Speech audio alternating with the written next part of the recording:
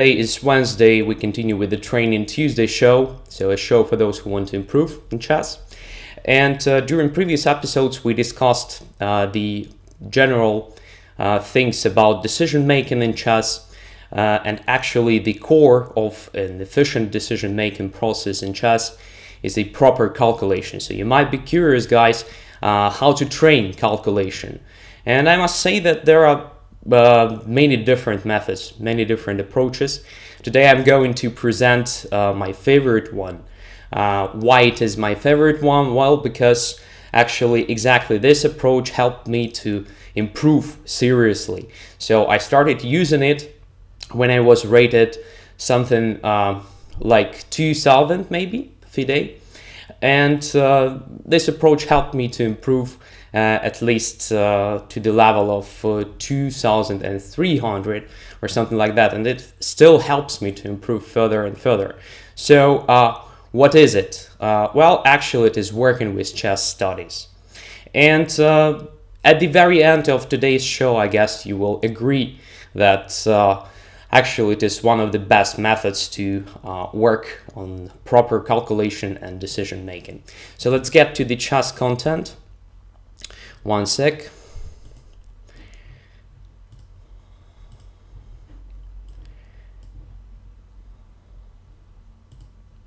And here is the first study that I've prepared to you.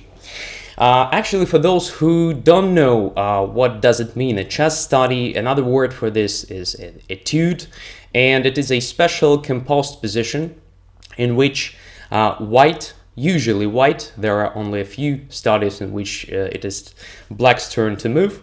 So white has a unique way to the best possible result.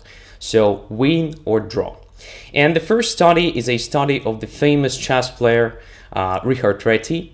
He was also known for composing great studies in chess, not only for his practical strengths.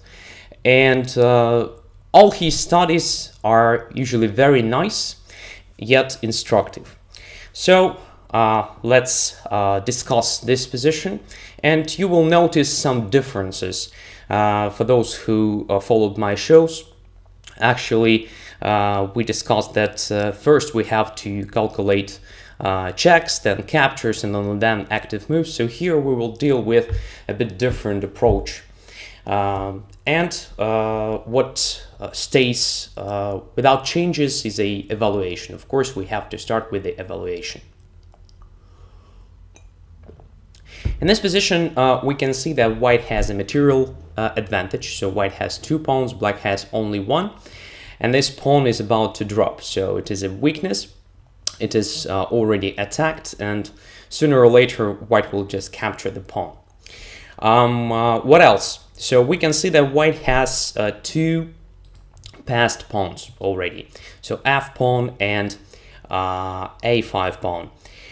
What does it mean? It means that a5 pawn is a outside passed pawn, and f2 is very close to the center, but the distance between 2 pawns, as we can see, is quite great. So this makes for black's bishop some problems, because the best situation for the bishop when he fights against opponent's passed pawns is when they are close to each other. In that case, the bishop is able to control, for example, one diagonal, and this way the bishop will stop both pawns. When pawns are far away from each other, usually the bishop should stop them using 2 diagonals, and this gives us a motive of a possible deflection. So for example, one pawn moves, bishop captures it, and another pawn can move further. For example, even promoting or something like that. So it is another advantage of white's position here. What else? So actually, those are probably most important features of this position. Maybe we can add also some general considerations. So since black has no real chance to promote his pawn, this means black has no real chances to fight for a win here. So only white is a side that fights for a win here, probably, and this gives us an understanding what we have search for. So if we have an easy draw, for example, so we can't lose here, then it gives us an understanding that maybe it makes sense to think of a win or something like that, or at least to try to win the position, and so on. So about future plan, right? So in the endgame stage, it is not that hard to come up with plan because we have not so many pieces on the board. It's easier to calculate variations. So having this position, we can probably think of promoting our pawns, right? So it is the only way to try to win the game. But how to do that? So the basic plan is, of course, to use all the pieces. So all the pieces should be involved in the process. So the first stage of our plan should be to eliminate opponent's pawn. So when we eliminate opponent's pawn, our king is free to maneuver and our king can support one of our pawns on its way to promotion. So it is the first stage. The next stage is also not so hard to imagine. We have to try to promote one of our pawns. So definitely our opponent will stop this plan. So probably the king will try to attack our a5 pawn and at the same time to stop it. And the bishop will try to stop our f pawn. And our plan is based on, for example, promotion of the f pawn. So it looks natural, right? So bishop will be forced to sacrifice itself for our pawn. Then our king goes to the queen side and supports promotion of the a pawn. So to perform this plan, to make it true, white has to be sure that a5 pawn will stay on the board for a long time. So we have to understand that opponent's king is about to attack it, right? So if we lose a5 pawn, then we have no chances to win. And one easy line just shows that. For example, if we start with the very natural but at the same time the wrong move, king takes h2, well, after king b5, as you can see, we can't protect a5 pawn, it drops, and the rest is simple. So bishop simply takes our pawn whenever it is possible, for example like this, and position is deadly drawish. So that's it. Game is over.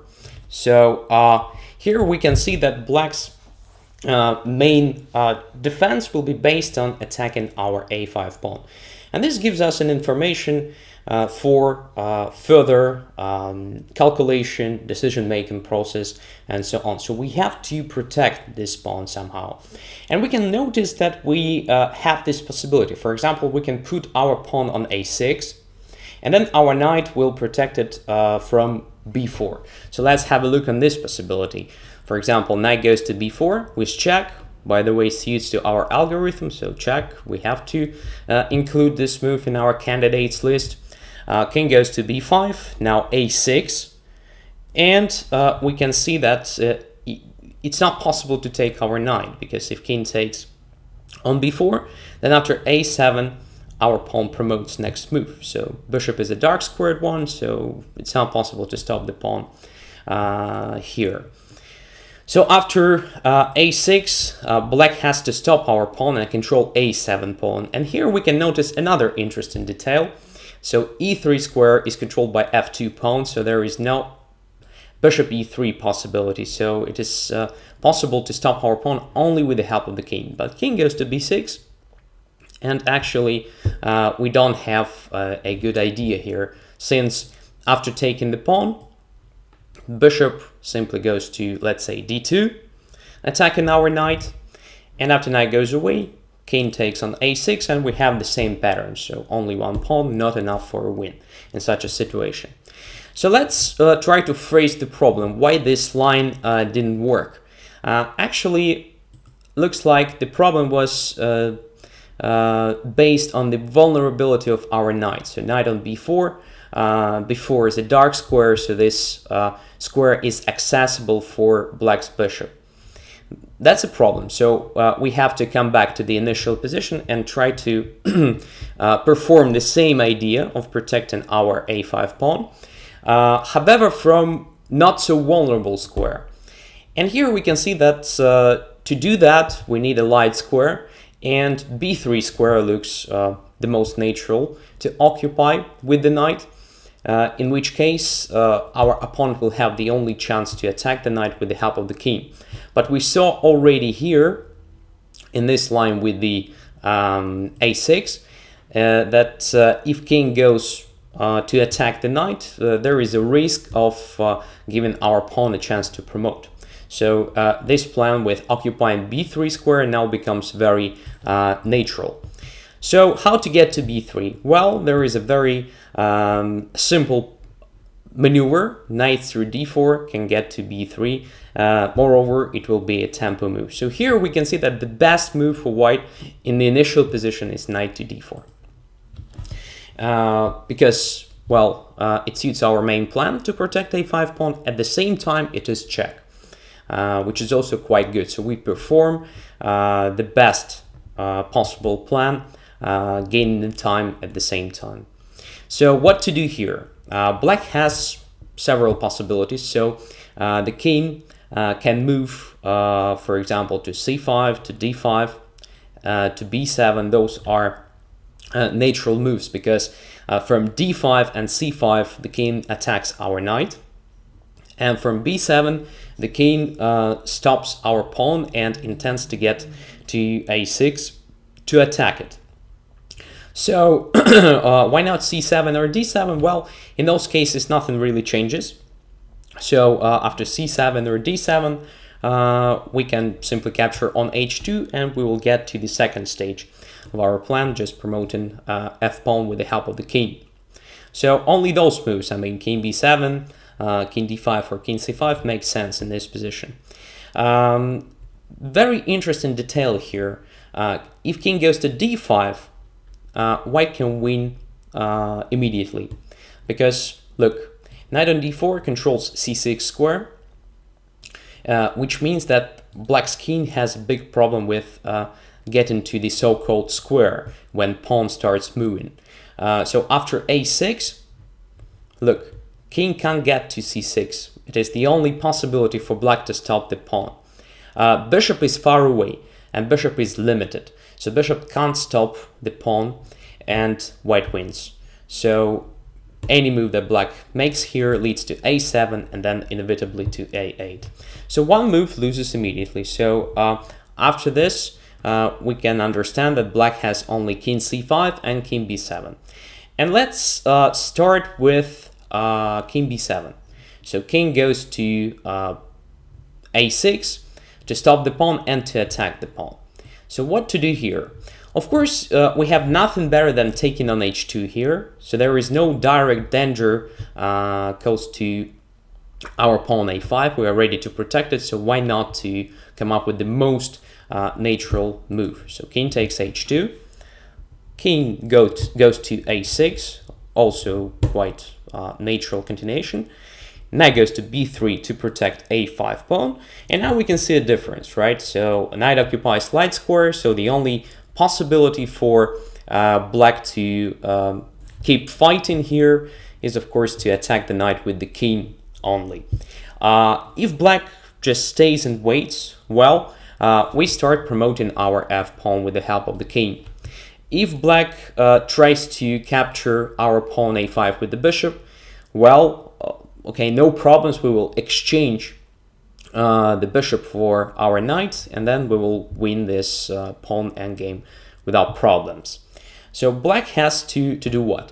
To improve the position of the bishop here, so to be ready to stop our a5 pawn when it starts moving.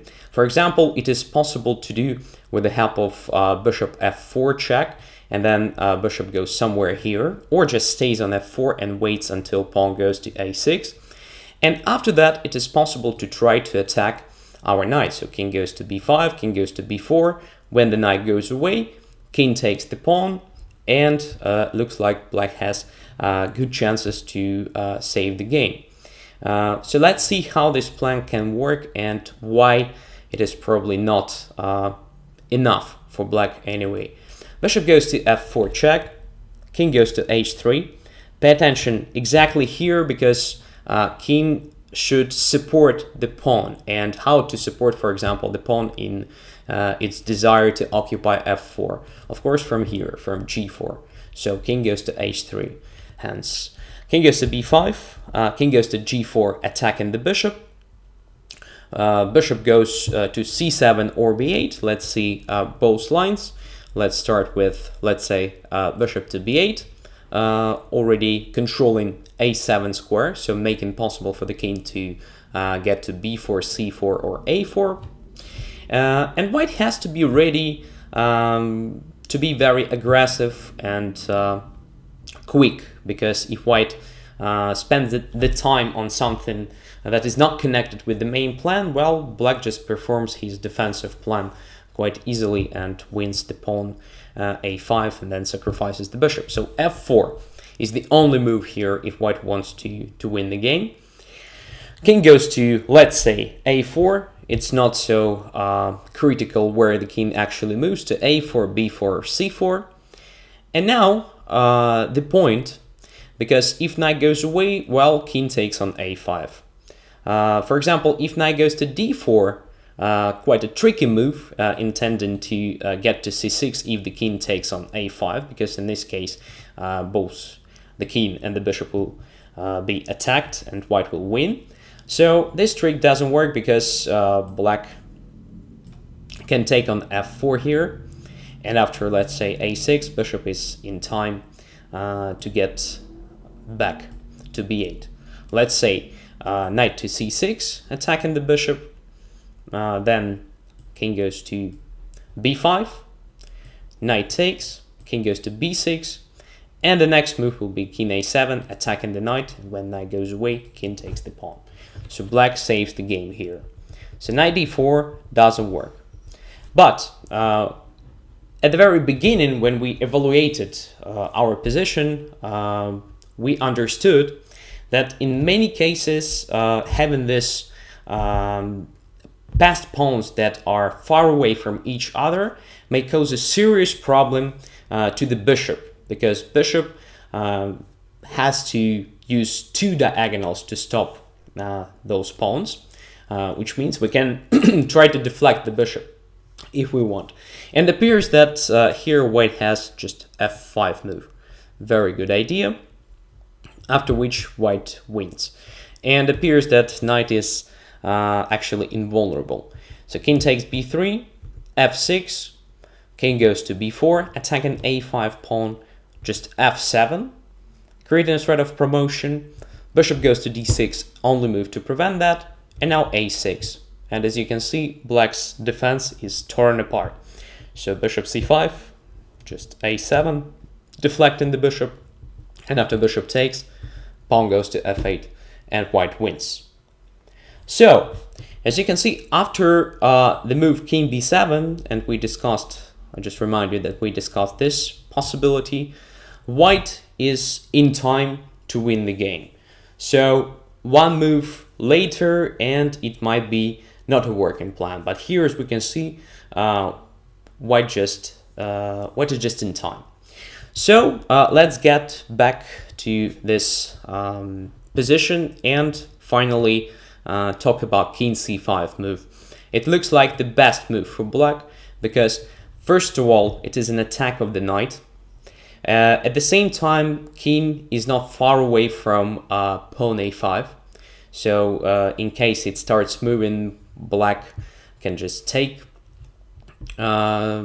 his time and to get to b6, for example, with the king, and so on. So this move combines defensive ideas and attacking ideas. And now it is white's turn to come up with normal plan, normal idea.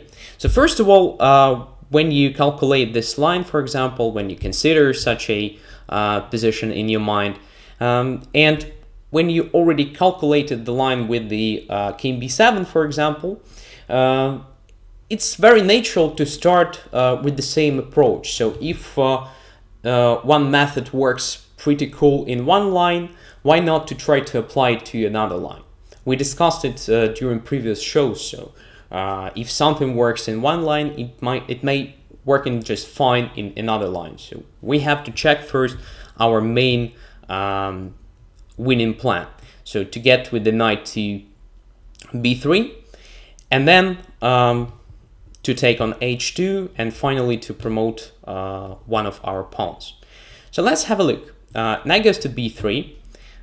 Looks like a natural idea. Knight was attacked, so why not? Knight b3 check. We already know that the move king b4 doesn't work, because just a6, and black can't stop our pawn. So after knight b3, it is necessary to put the king on b5.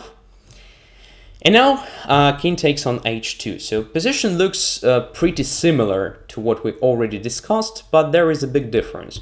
Because in a line with king b7, black spent several tempi on getting to b5. Here we can see the king is already on b5, so this might be much better for black. Let's have a look. Bishop to f4 check, king goes to h3, bishop goes to b8, king goes to g4, and now king goes to a4. So in the previous line that we discussed, our pawn was already on f4, so that we played f5 and won the game. Here it is still on f2, and that is a big difference. So again, for example, the move like knight d4, tricky one, right? Doesn't work here because of simple bishop a7. Just attacking the knight, and as you can see, since our pawn is still on f2, when the knight goes away, bishop simply captures on f2, and it's a draw. So here this idea also doesn't work. So what to do? Okay, let's check if we can play f4 here. Appears that it is not enough for a win. So king takes on b3, f5, king goes to b4. Now if we play f6, king simply takes on a5, so black has the time. So we can't play f6 here, we have to play a6 instead. But king goes to b5. So as you can see, we are one move late. So here king takes, f7, and bishop to d6. So just in time to stop the pawn and to make a draw. So what to do? So knight b3 doesn't work. Okay, what else? For example, if king takes on h2 here, still trying to exploit the power of passed pawn. Well, actually, bishop goes to f4, check. King goes to h3, and black can take. So king takes d4, a6, bishop b8, f4. So black still has some problems. For example, if king goes to e4 here, then king goes to g4. Pawn is still invulnerable because we have a threat of a7. And we can try to proceed with f5, then king g5, and so on, trying to promote the pawn. But again, king simply goes to attack our pawn a6. So king c5, f5, king b6, and the same problem. f6 takes, f7, bishop to d6 is a draw. So king h2 doesn't work as well. So what to do? White has no win here, or what? So it is a typical situation for a study, by the way, and a very important moment to understand for your future improvement and applying it to real game, to real playing conditions. So if you see that your active plan, your direct play doesn't work, all right, it's not the reason to break calculation and to make a wrong evaluation of the whole line, right? So just stick to this position in your mind and try to ask yourself a correct question. We already discussed several correct questions that usually help. So what I have missed, for example, what is my opponent's plan, what is my opponent's main resource, and so on. So here we have to understand what is going on. We have to phrase the problem. So why we tried to play knight to b3? So we thought that knight on d4 is hanging, we have to protect a5 pawn, and so on. But let's have a look at this position more critically. Let's imagine that it is black's turn to move, right? So let's say king takes on d4. In this case, our pawn simply goes to a6. In many cases, black had the chance to stop our pawn with the help of bishop f4 check and then bishop to b8. But here, if black to move, king takes d4, a6, black's bishop has no check. So black's bishop is not in time to stop our pawn. So in fact, appears that our knight on d4 is invulnerable, so it is not hanging. That means we have the time for something else. Let's get further and ask ourselves a question. What else black can do in this position, actually? So black turn to move. If knight is not hanging, what black can do? So, for example, the king, right?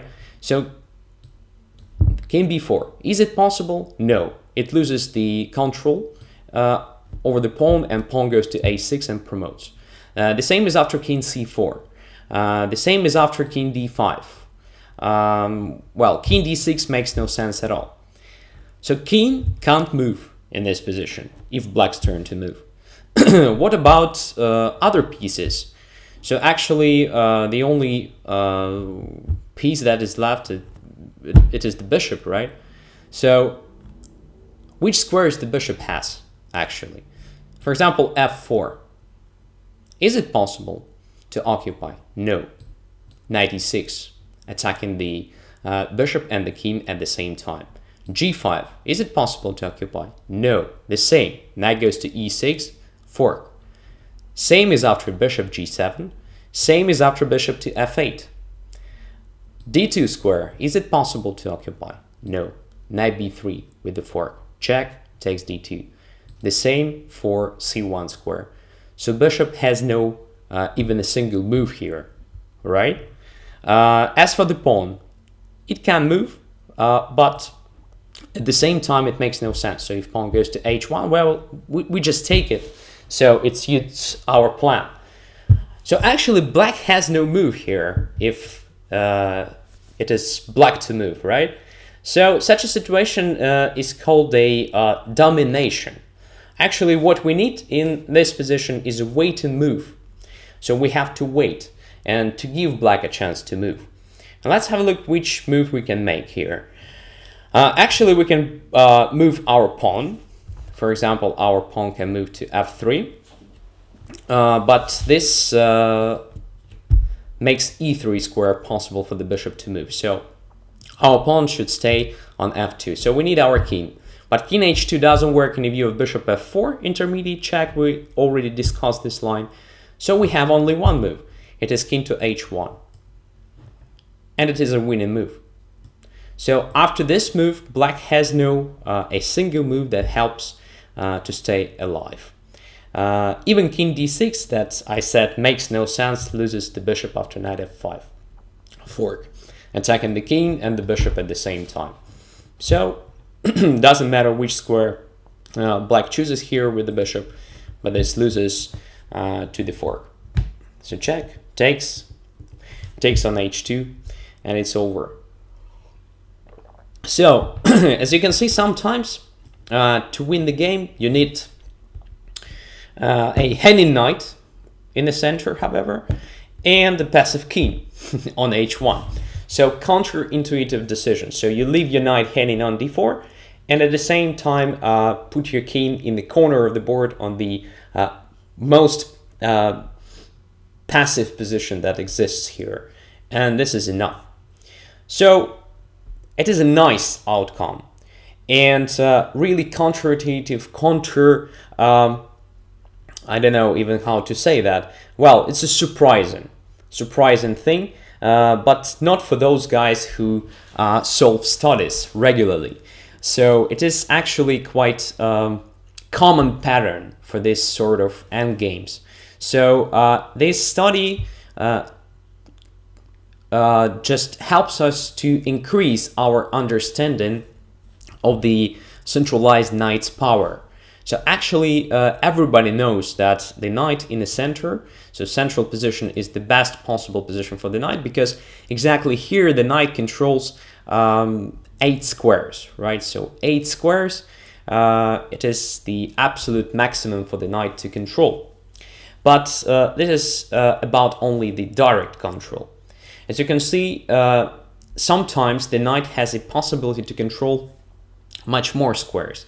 So all those squares like g7, f8, g5, f4, d2, c1 are also controlled by the knight, but indirectly here. So it is a very interesting, I think it is very interesting information just to learn and to understand, and of course to use during playing chess. So this study actually helps us to apply very important technique of calculation as well. So it means thinking, well, it's better to call it a prophylactic thinking, right? Prophylaxis. So you think not about your moves, right? But about moves of your opponent. So a common trap is that we forget about this method, about this technique, usually during real chess encounters, and focus only on our direct attacks, for example, our plans and so on. But as you can see, the only way to find this crazy move king to h1 is just to forget about your plans, right? And to ask yourself a question, what my opponent does here. And imagine if it is, for example, opponent's turn to move, whether he has something at least. So when you solve a lot of studies, believe me, you start thinking this way.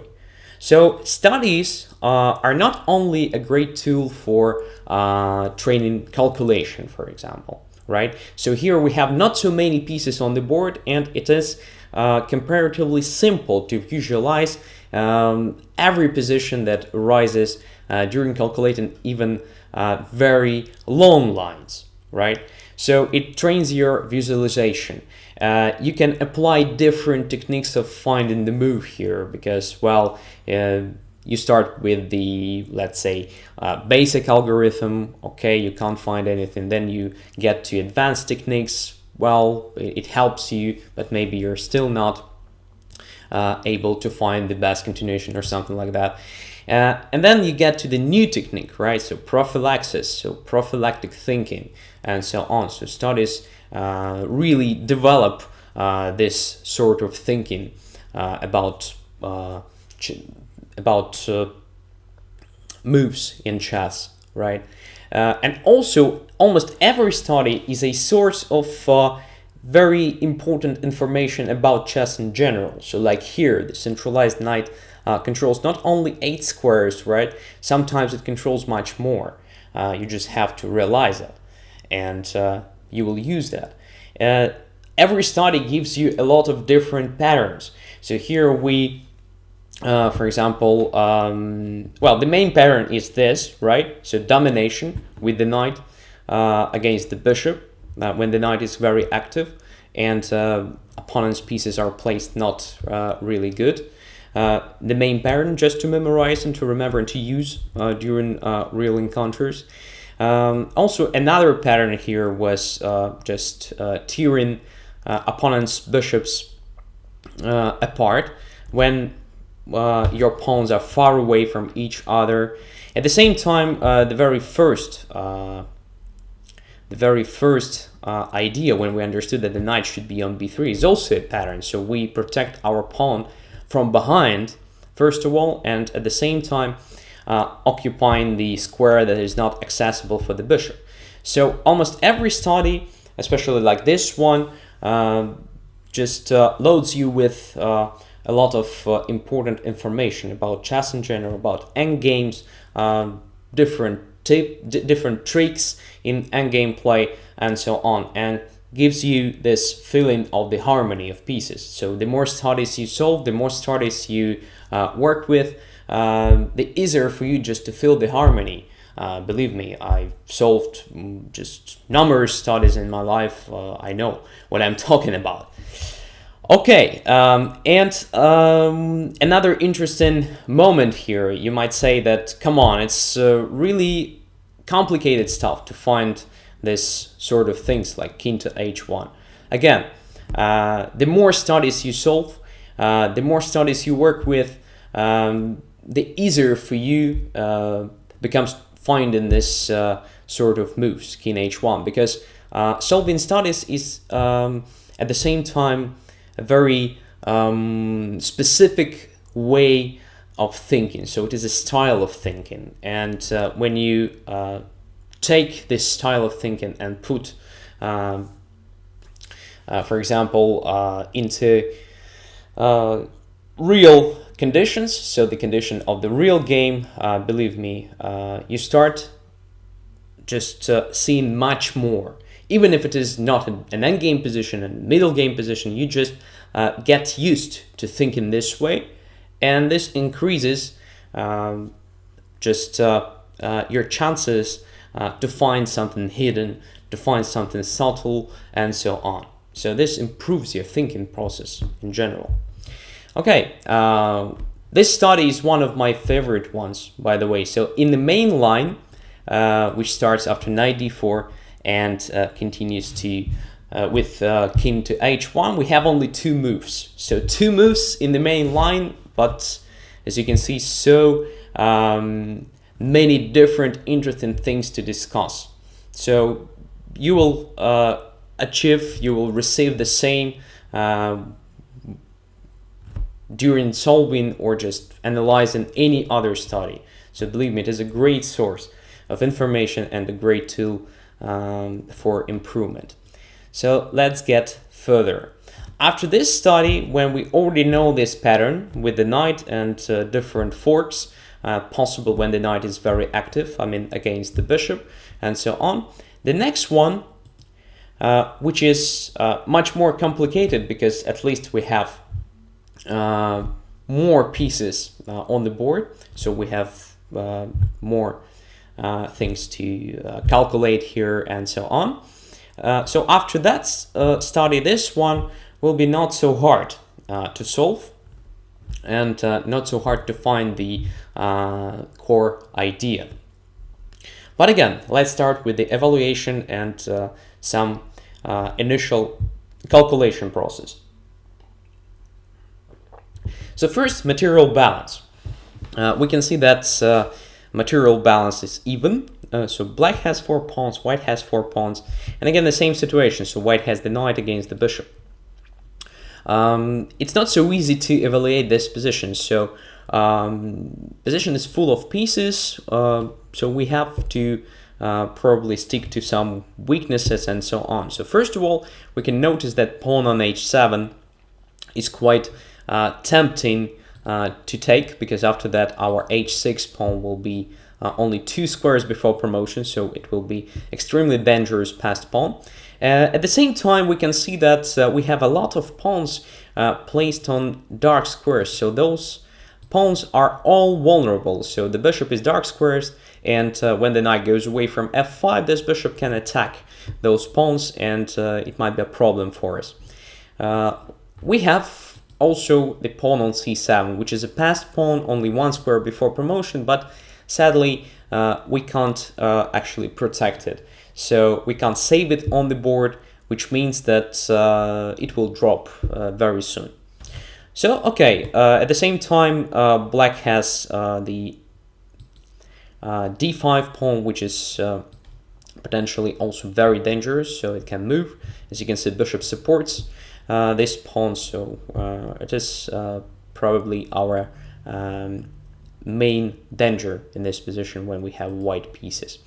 But let's have a look. So as you can see, not so easy to evaluate position, so we have to get to concrete calculation in this case, just to clarify our evaluation. So what is going on here, right? And here, well, it is quite natural to start with some checks. Moreover, we have a lot of possibilities to combine the check with the capture and so on. So here we have to apply our basic algorithm. So we have 2 possibilities to check, knight e7 and knight d6. So in case of knight d6, we already captured the pawn. In case of knight e7, so we capture the pawn next move on d5. So let's have a look how it works. For example, let's start with the knight d6. Looks like the most natural idea here. King, of course, takes on c7, otherwise our pawn promotes. Our knight is attacked, and well, where to go? Again, h7 looks natural to attack, so probably knight e8 followed by knight f6 is a move. Okay, knight e8, king goes to c6, knight goes to f6, attacking h7, and now it starts looking quite dangerous for black. Because if we take on h7, well, we have great chances to promote our pawn. But unfortunately for us, black has a very smart way to deal with our weaknesses. So bishop simply goes to e3, attacking f4, and you can see the main target is of course h6 pawn. So let's say if knight takes on h7, bishop takes on f4, and we can't save our pawn on h6. So next move, bishop will take it. As you can see, our knight just blockades the own pawn, so no chances. After which, well, black will have great chances to win the game, because black already is a pawn up. I mean, imagine there is no pawn on h6 because it drops next move anyway. And b4 is quite vulnerable, so black has no problems with attacking b4 and wins that pawn. So the whole line looks quite bad for white. For example, if we don't take on h7 and protect our pawn with the help of knight h5, well, again, there is no direct danger for black now, and black can stick to the plan of attacking our weaknesses. So b4 now drops, and then black starts moving his pawns. So it makes no sense to calculate further, to try to find something here. It's clear that black is doing well. So let's get back to initial position, and let's try to check knight e7 if it works. So knight e7, king takes c7, knight d5, king goes to c6. Again, knight f6 looks the best move. And well, nothing really changes here. Bishop goes to e3, attacking f4, if f5, bishop h6. If knight h7, then the same. So bishop simply takes the pawn, another pawn drops, and the same situation. The only achievement for white is that pawn is still on d6, not on d5. So not so close to the promotion square, but in a sense of future fight, it changes nothing. So direct ways of attack here don't work. So knight e7, knight e6, just bad ideas. They help black's king to get closer to the center. So actually we help opponent's king to be activated, and actually our attack against h7 is not that efficient, since black has a chance to capture f4 pawn and h6 at the same time. So okay, we have to get to other considerations here, and having in mind the Reti study. By the way, this one was composed by Munoz in 1950. So having in mind that study, we know that when the knight is quite active, and here we can see that the knight is placed in the so-called expanded center, right? So this expanded center includes some additional squares in addition to those typical central squares. So knight is quite great here. Well, we can see that white's knight has a lot of different possibilities to check opponent's king. So it smells like a fork, right? So position looks forky. Well, the bishop on f2 is quite vulnerable, so we can attack this bishop. So let's have a look on the move king to g2, if it works. So does the bishop have any squares here? That's an interesting question. So actually h4, g3 are protected, as well as e3 and d4. So it's not possible to occupy them. Actually, on the long diagonal, g1 as well. So on the long diagonal, this bishop has only b6 and a7, right? And another possibility is e1. So let's have a look what happens in case of bishop b6 or bishop a7. So if bishop goes to a7, then we have this knight e6 check, forcing the king to c7, and as you can see, bishop and the king are forkable. So knight goes to b5, king goes to b6, knight takes on a7, king takes a7, and just f5. And that's it. Game is over because our king is very close to d5 pawn, just to stop it in time if it moves. And black's king is far, far away. So as you can see, that is our square. And the king has no chances to step in this square next move, which means that our pawn promotes. That's it. Game is over. So bishop a7 simply loses. What about bishop to b6? So again, we have a chance to fork the king and the bishop, but with the help of another check, knight e7. Again, forcing king c7, knight takes d5, king c6, knight b6, king b6. Again, we have this pawn ending. However, the king is closer to our pawn, so if we simply start pushing our pawn, it leads to nowhere because the king simply stops it. So to win this sort of endgame, we have to activate our king. So king goes to the center, king f3. Our intention is just to occupy e4. And then it depends. So one of typical plans in such a situation is to start pushing the pawn. And when the king goes to, for example, stop it, we occupy even more active square in the center. Then we deflect the king, win the pawn, get to one of the sides, probably the queen side, and win the game. So d5 looks more natural here, just stopping our king from moving to e4, but okay, we still have a chance to get to the very active position. King c7, for example, or c6, doesn't matter. King goes to d4, king goes to d6. And now white can start with the b5. So very important move, because anyway, when white sacrifices his f-pawn and deflects the king this way, the next stage will be king takes d5 and king gets to b7 and pawn b-pawn just promotes, right? So why not to start with improving the position of the b-pawn, so making it closer to promotion square. It's very smart, but it is quite typical for pawn endgames.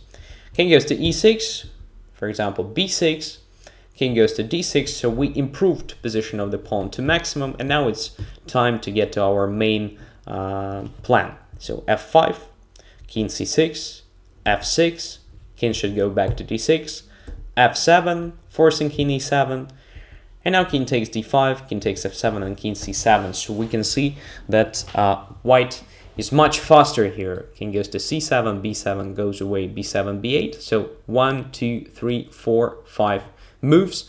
And for black to promote his pawn, as you can see, black will need just much more moves. So white will be first, and white wins.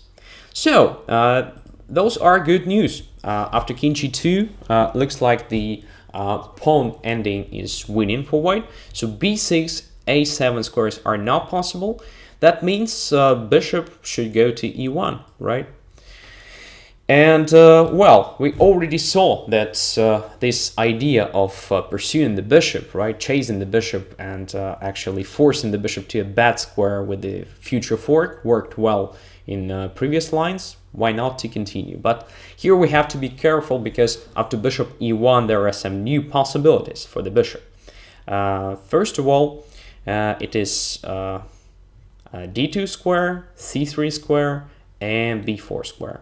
Well, as for d2, it's not possible to get the bishop immediately, but c3 and b4 are not great for black, because in that case it's possible to do this maneuver. Knight e7, knight takes d5, and again, as you can see, king on c7 will be attacked at the same time with the bishop on c3 or b4. So those moves don't work. So we can put our king further to f1 here. So now I think you imagined what will happen in the end, but believe me, it will be different. So king goes to f1, forcing the bishop to d2, only move. We just discussed why c3 and b4 don't work in view of this fork on d5. And again, new situation, right? So if we continue with the king on e2, and we will do that, of course, there are some new moves. So c1 and f4. f4 still loses due to this fork on d5. So okay, king goes to e2. bishop should go to c1. King goes to d1. And only b2 is possible here, because if bishop goes to a3, then we apply a new fork. So from b5, right? To get there, we need to get to d6 first. So knight takes d6, king c7, knight b5, winning the bishop, winning the game. So after king d1, bishop b2 is necessary. And now king goes to c2. Again, a problem for black, a big problem, because black actually has only a1, f6, and h8 squares. So as for f6, it's easy. So in this case, we can see that after knight d6, king c7, and knight e8, white wins. But as for other moves, it is not that simple to understand how we're going to win. But okay, if bishop goes to a1, king goes to b1, so nothing really changes for black if compared to the immediate bishop h8 move, so we can skip it. c3 is still not possible, d5 as you can see. f6 is not possible due to e8 fork. So the only move is to h8. And looks like we can't apply our main mechanism, right? So no fork possible, covering c7 square and h8 with the knight. However, we can see that we managed to force the bishop to the very unusual and quite bad position, to the corner of the board. And another important pattern to remember, it is a just burying the bishop in the corner, or burying any other piece, for example the queen in the corner, with the help of our other piece. So here it is possible to do with the help of knight g7, which is a brilliant move, and the bishop is imprisoned forever. Why? Because it's not possible to capture the knight. In this case, we just take with the pawn, and our pawn promotes to g8.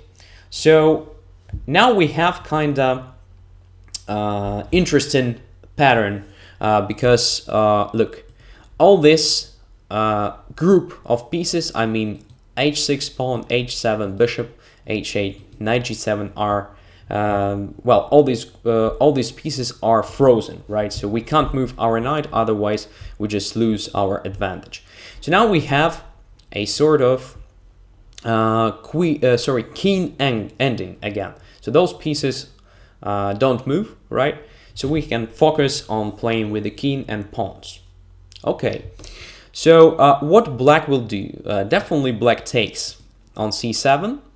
And now black's plan is to get to, for example, f7 square, or at least very close to f7 square, then to take our knight, and then to stop our pawn with the help of the king. So we have to prevent it. At the same time, we have an intention to promote our f-pawn, right? So it is our main power here, a passed pawn. So why not to start just pushing it? But we have to calculate it, of course. So f5, king goes to d7, and now f6. And look at this. So all these squares, e8, e7, and e6 are controlled. So bishop can't take the knight, because king is far away to stop the pawn, which means it is kind of barrier on the way of the king. And at the same time, it is kind of prison for the king, because now whenever the king goes away from the d file, let's say to c7, we can play f7 and pawn promotes. So the problem for us to play f7 next move is that king can go to e7 and we lose the pawn. So the next stage for black is clear. So black will just stay on d8 and then d7 square, so to go with the king here and there. It is also clear for us what to do. We have to activate the king. So let's see how it works. King d8, king goes to c2, king goes to d7, king goes to d3, and well, now it's easy to understand what we are doing. We want to get here, then to capture one pawn, then maybe if possible to capture another pawn, and so on. That's it. That's our easy plan. So black tries to keep an opposition at least. So d4, king takes d4, and now king goes to d8. A bit tricky move, however, it doesn't change the result. So the point here that if king goes to d5, then king goes to d7. And okay, so not so easy to break through, but it is an easy technique for pawn ending, right? So triangulation. So here we have to lose one tempo and to see what happens. So king goes to c4, king goes to d7, now king goes to d5. So the same position, but black's turn to move, which forces black to make a concession. Pawn goes to b5. Otherwise, if pawn goes to b6, for example, we have one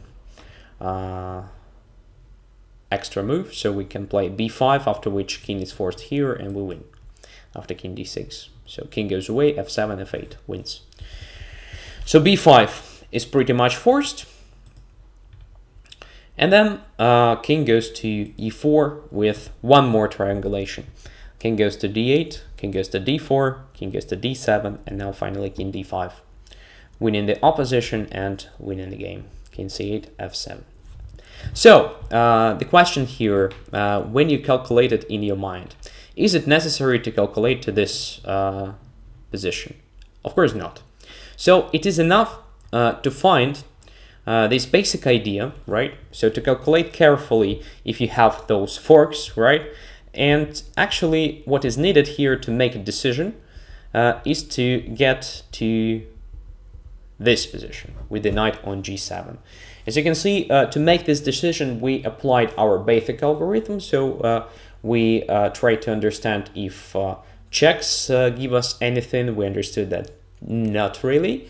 Then we used the pattern recognition, right? We already saw this in the previous study, right? So this idea of domination. And we just checked this king g2, so chasing the bishop idea, and understood that it is quite perspective. Then we focused completely on this line, carefully calculated to the moment of bishop h8, and there it was another pattern, just to bury the bishop, bury the piece with the help of another piece, which is also quite typical for many studies. And then, of course, it might be enough, but we had to check this. King takes c7. We had to understand that we have enough resources to prevent black's king activation and destroying our prison, right, for the bishop. So we had to understand that the king stops here on the d file after this f5, f6. So this is enough for making a decision, because the next is quite easy. We understand that king d8, king d7 are only possible moves, and the next stage is just to win this pawn endgame. So it's not necessary to calculate to the very end. Still, it might be quite complicated for most of you guys to calculate it in your mind. It doesn't mean actually that studies are not for you. So if you don't have a possibility, right, to calculate so deeply and so on, so on, so on, okay, not a problem. First of all, there are a lot of less complicated studies. So still the same layout, so very interesting and rich position with different possible lines. When you don't know the result, for example, you don't know the character, if it is of a tactical nature or maybe of just pure strategic nature, and so on, but less complicated like this. There is also another way of working with studies. So if you have problems with calculating, okay, for the first time you can just try to analyze studies. That is also very useful, because as you can see, there are so many different useful patterns to learn and then to apply to your real play, that it's possible just to work with studies in a way of analyzing them. So just put the study on the real board, start thinking. Just force yourself to calculate at least several moves, right? If you understand that, well, it's quite complicated for me, I can't get the idea, well, try to move your pieces, try to analyze, try to come up with some plans to check some opponent's defensive resources, and so on, so on, so on. So anyway, it is a great tool for improvement, okay? Let's get to another study, which is probably my favorite one. I mean, among all the studies. So we have this position. Maybe you already know this study because it is quite popular and very famous. A study of Liburkin from 1939. And the first glance on this position may lead to a misunderstanding. What is going on here? So black has an extra queen, right? So white only has two minor pieces. And well, when you see such a study, don't panic, okay? So it is quite common situation for studies. So many composers created really nice things using this non-standard material balance. And when you have a study, and you will have a lot of them, with non-standard material balance, you are literally forced to think outside the box. That is very important skill for every player. So when you face a non-standard situation regularly, like here when you solve studies regularly and so on, so whenever it comes to real chess, well, you're just ready to face a non-standard situation. You already have an understanding that sometimes resources are hidden in chess, and you are trained well to find them, and so on. So it is also very, very important thing in chess, and it is another side, another advantage of studies. Actually, in this position, we can see that only two minor pieces that white has to compensate the queen. But okay, no panic. Let's start with the evaluation and try to understand main features of the position. So first of all, we can notice very odd position of the king here. So it is extremely limited, and well, there are some checks that are possible, and maybe we can come up with some sort of attack against the king. Okay, good sign. What else? Queen on a6 is also placed quite poorly. As you can see, it has not so many squares at the moment. For example, b6 square is controlled by the knight. b7 square is possible, c8 square is possible, but nothing else. So only two squares at the moment, which is also a good sign. So all the pieces that are quite limited might be our potential targets. What else?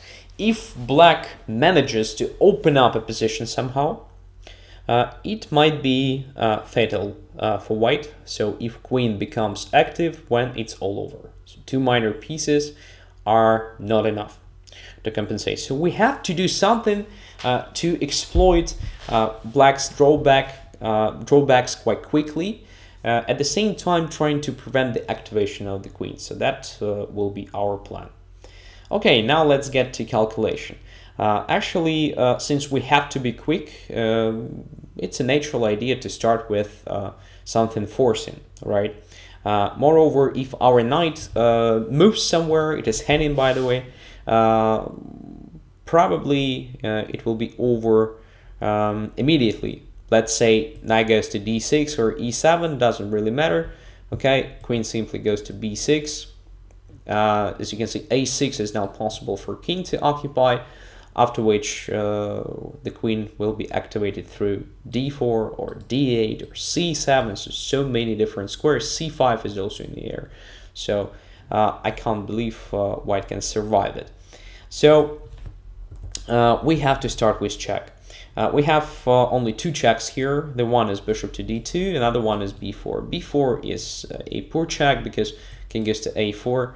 And as you can see, the king has b3 square to escape if necessary. Our knight is hanging, so black is about to play c5 or something and activate the queen. So this also doesn't work. So let's get back to the most natural check, which is bishop to d2, which forces the only one move. It is b4. Only move, otherwise it is a checkmate already. Now again, we have only two checks. So as you can see, the beginning is pretty much forced. So bishop b4 and pawn takes on b4. If pawn takes on b4, then king goes to b5.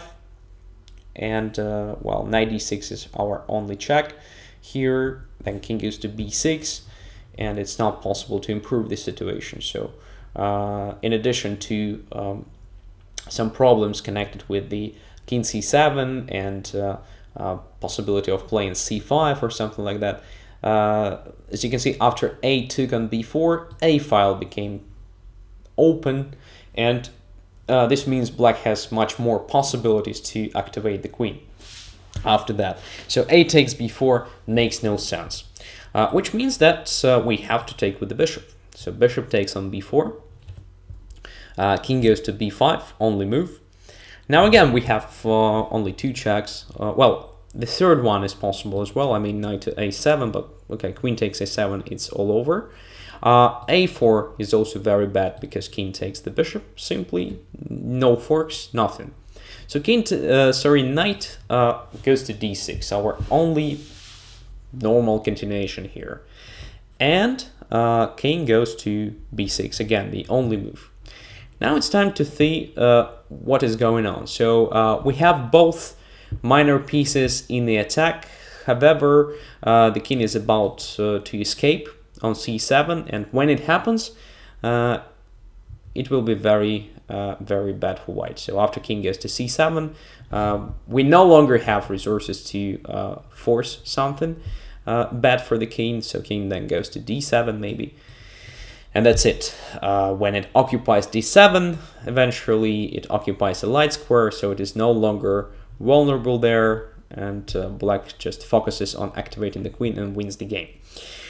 Just for example, if bishop c5 check, king goes to c7, we can't prevent king d7 move, after which it is over. At the same time, there is a big problem of queen d3 check with further attack.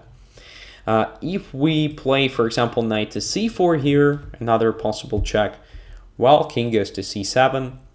For example, we continue with the bishop a5, but king goes to d7. That's it. So no more checks, no more possibilities. So what to do here? According to our algorithm, we have to include all the checks in our candidates list. And we have one more. It is bishop to a5. At first glance, it looks like a stupid idea because it loses the bishop. But let's check. Because if queen takes a5, well, we have this fork, knight to c4. So what happens here? For example, king b5, knight a5, king a5, and let's count. We have 4 pawns against 3 pawns, so very easy winning pawn ending with an extra pawn. That's it, game is over. So after bishop a5, as you can see, what we achieved first of all, we prevent king to c7, right? So it was the critical square, and at least we keep fighting here, because anything else, as we can see, just loses. So after bishop a5, it's necessary to take on a5 with the king, and we have to continue with check, right? So knight goes to c4 here. King goes to b5. Only move. Since, for example, just for example, queen c4 loses on the spot. Pawn takes, let's say king to a4, king goes to e4, king a3, just d5, and white promotes the pawn. So knight c4, king goes to b5. And, well, for those who don't solve studies regularly, achieving such a position is like, okay, so what? I have only one knight, while my opponent has an extra queen. So what did I achieve? Nothing. Okay, this is bullshit. It doesn't work. Come on. No, this line is wrong. But for us, guys, after those two studies, it is not clear actually, because well, we have one advanced technique, so we can ask ourselves, okay, what our opponent can do here. And let's have a look in this position. So we have a perfect knight. By the way, the knight, again, in the expanded center, and it might be quite dangerous for black. So this knight controls b6, a5, preventing the king from moving, right? Our knight at the same time protects a3 pawn, so queen can't take the pawn. That's very important. This pawn in its turn controls b4. Our d4 controls c5, and b3 at the same time controls a4 and c4 squares. So black's king can't move at all. No possible squares to occupy. As for queen, well, not very easy again, because a4 is controlled, a5 is controlled, b6 is controlled. So what about b7 and c8? Well, it appears that b7, e, and c8 are forkable, right? So king on b5, our knight goes to d6, attacking both the king and the queen at the same time. So black's queen also has no moves. That's very good sign, because it is a potential domination situation.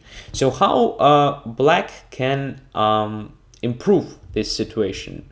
So probably playing with pawns. For example, c5 move looks great. So after c5, right, if we take, the queen goes to e6 or c6 and so on. So how can we react after c5? Probably we will play d5, of course. So just keeping this situation of limiting opponent's pieces. So after we play d5, as you can see, our pawn will control c6 square and e6 square. So the knight at the same time will control, still control b6, and in addition it will control d6. So this also prevents black's queen from escaping. So the next move will be f5, right? So after c5, d5, inevitably black will want to escape. So this will help to clear this 6th rank. So c5, we play d5, and black plays f5. How does this change the situation? So after f5, additionally, black will have f6, g6, and h6 squares for a queen. So how to control those squares? Well, our knight is busy, pawns are busy, and so on, so we have the king, right? So we have to be just in time to control those squares, which means our next move is this brilliant king to f4. That is why I show you this study. So the final position will be just amazing. King goes to f4. Black has to play c5. Otherwise, it's nothing to do. Pawn goes to d5. So 6th rank is still under control. Black plays f5. King goes to g5 now, controlling those squares, f6, g6, and h6. Only normal black's move here is f4. And now white plays f3. Because again, the same question, right?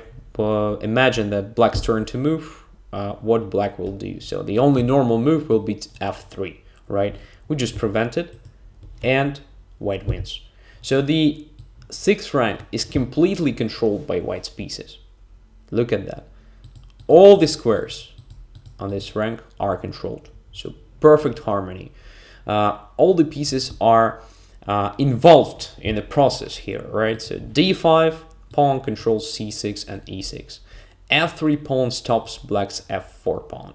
a3 covers a file and controls b4 square. b3 covers a4 square and supports the knight.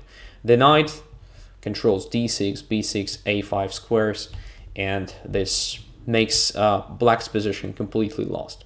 So only normal moves here are queen b7 or let's say queen c8, but both lead to this simple win. So knight e6, knight takes the queen, and then king goes here to support the pawn, and this pawn promotes. That's it. Game is over.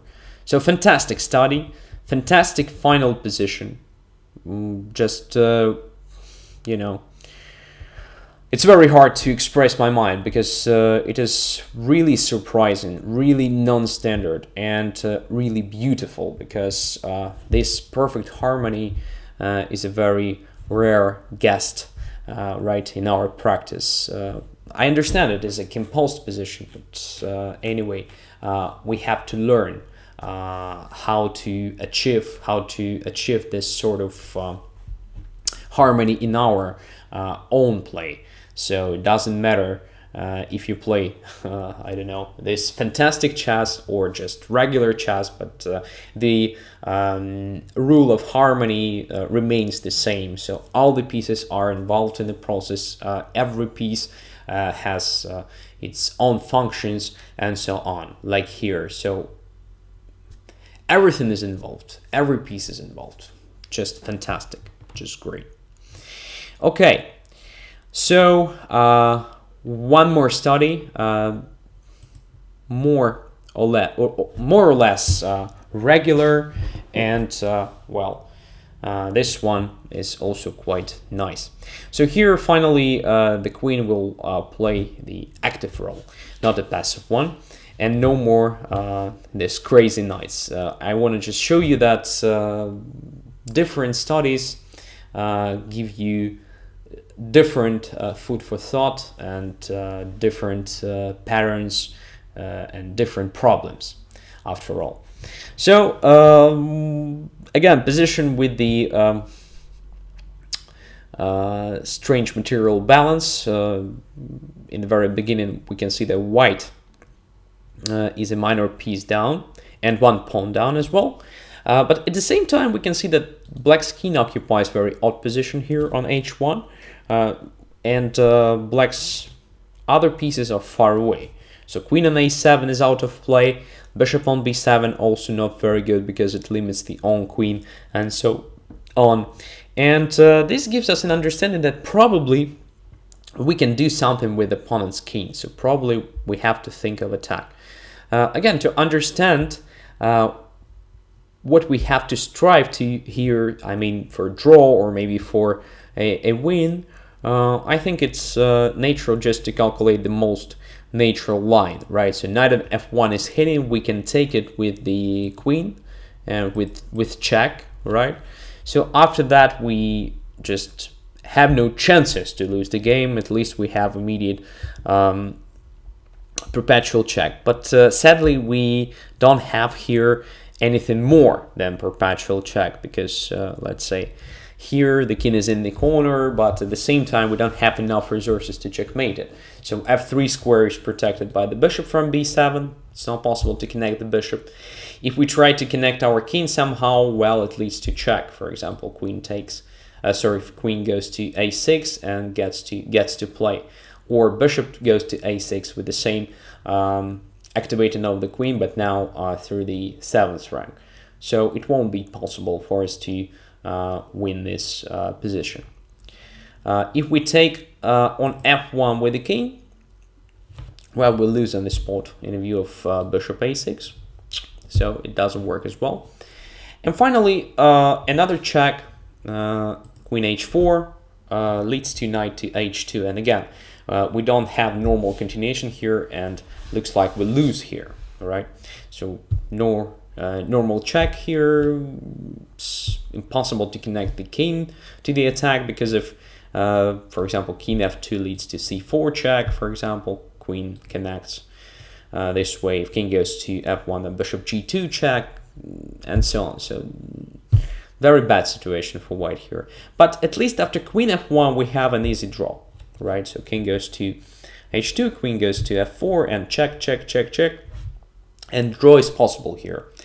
In such a situation, when you play against a very strange king, and at least in one line you have an easy draw, it's a good idea to try to find something more, right? So try to find for fight for a win. all direct ways of doing that, as you can see, don't work. So what to do? We have to stick to other active moves, and one of them is king to f2. So look, with the help of king f2, we exploit black's main drawback. So very poor coordination of pieces here, and the fact of being out of play. So queen on a7 can't harm our king at the moment, because a2 square of possible check is controlled by the queen. Black's queen has no other squares to check our king, and this square is a dark square, so our king is invulnerable. If we consider some bishop's checks, so bishop b7 also can't harm. At the same time, we improve the position of our king, we limit black's king, and we create several direct threats. So now some checks from the h file might be quite vulnerable. Not the king might be quite vulnerable, and those checks might be quite nasty, right? But our direct threat now is to take on f1. Then after king goes to h2, our queen goes to g1, and then after king goes to h3, our queen goes to g3 with the checkmate, right? So the king will be checkmated there. So king f2 is very active move, creating a direct threat of a checkmate by force. So black has to think of how to protect the knight, or maybe to go away somewhere with the knight or something like that. So first of all, let's consider, for example, moves that protect the knight somehow. Let's say bishop to a6, right? Attacking the queen and protecting the knight at the same time. This move has a serious drawback. Bishop loses diagonal a8, h1. So after bishop f3 check, king h2, and queen h4, white wins. The difference is that immediate queen h4 doesn't work in the view of knight h2 covering the king. So after bishop f3, king h2, black has no defense. So knight can't block. Queen a6, for example, also an interesting idea, just to protect the knight and at the same time to activate the queen. Fails to the problem of the bishop b7. It is overloaded now, and after bishop goes to f3 with the same idea of queen h4 after king h2. So this move forces to capture on f3, but well, we capture the queen, and both pieces are attacked. King is still in a very bad position, so white wins easily. What else? So actually, after king f2, black has only two normal, at first glance, normal defenses. They are bishop to g2 and knight to h2. So let's start with the knight to h2. Very interesting move. Just going away with the knight, and at the same time simply covering the king, so closing the h file. Here white has a very interesting combination. It starts with bishop to f3 check. So what is going on here? If knight takes on f3, well, queen c1 is possible. Another check and checkmate finally. Queen h6, knight h4, queen h4, it's over. So after bishop f3, bishop takes f3 is necessary. But in this case, okay, queen goes to c1, forcing the knight to f1, and then queen f1, king h2, queen g1, king h3, and queen g3. So actually our initial threat after king f2 works here just fine. So the motive for this combination is that we want to check the king here. As you can see, our main idea is to check the king from the first rank, right? Then queen g1, queen g3, checkmate. After knight h2 it is not possible from f1. However, we have this possibility to clear the first rank anyway. So bishop to f3 clears the first rank, and after knight takes, queen to c1, or bishop takes, queen to c1, wins. So we have only bishop g2 here, the only move that helps black to keep fighting. And now, for example, if we continue with the queen h4 check, then simply knight h2 and black wins. Because we don't have anything further to offer here, and c4 is coming, queen f7 is coming, queen a2 is coming, and everything looks just very bad for white. So instead of that stupid check on h4, after bishop g2, it is better again to connect our bishop to the attack. And it's possible to do with the help of bishop f3. Another very active move with the same basic idea. So if bishop takes on f3, it is clear that queen f1 leads to the same basic checkmate. So that's the idea of the bishop f3, to try to deflect the bishop from this diagonal, at the same time attacking this bishop and also creating a sort of queen f1 check, because the bishop is pinned now, followed by queen g2 checkmate. What to do? So if knight goes to h2 now, it doesn't change the things, because queen goes to c1, knight should go back, then takes with the checkmate. Bishop f3 we already discussed. So the only chance is to protect the bishop on g2 somehow. As you can see, queen is still not that active, because f7, a2 are controlled, so not possible. Well, bishop f3 also covers the f file, so not possible to check white's king. At the same time, c5 is still blockaded, so c4 is also not possible. So queen g7, only move that helps black to keep fighting. So bishop on g2 is now protected, and this straightforward capture on f1 leads to nowhere. So actually king goes to h2. Yes, we can win the bishop here, but okay, it is not enough for a win according to the theory. We have no pawns, so our king is exposed. There will be a perpetual check probably. But what if we continue chasing the king, right? Queen goes to g1, king goes to h3, and now we have a possibility to capture the bishop. So bishop takes on g2 check. And we can notice that if king goes to the g file, well, our bishop simply goes away somewhere and we win the queen. Let's say bishop to f3. Doesn't really matter. So queen takes queen, next move. So this looks very promising, but unfortunately, king has this square on h4. And if we continue the attack, forcing the king to the g file, finally, it goes to g5. So queen goes to g3 check, and king goes to, let's say, f6. And it should be a draw. No problems for black. So at least we found an interesting sequence that leads to quite interesting results. So with the help of several checks, we can force the king to the g file with this attack with the help of our queen, and in some conditions it may lead to what? To the situation in which the queen drops, right?